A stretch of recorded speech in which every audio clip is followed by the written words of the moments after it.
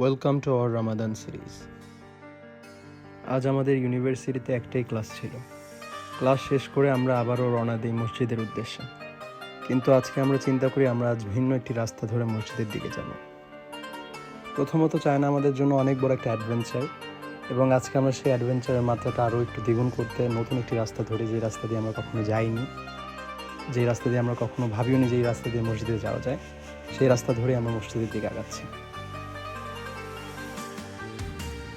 হাংজো মসজিদটা আমরা যতবারই ভিজিট করছি প্রতিবারই আমাদের কাছে নতুন মনে হচ্ছে, এবং মসজিদের সৌন্দর্যতা আমাদের বারবার মুগ্ধ করে।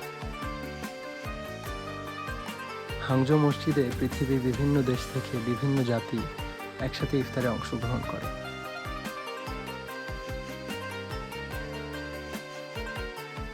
Stay tuned for our next videos.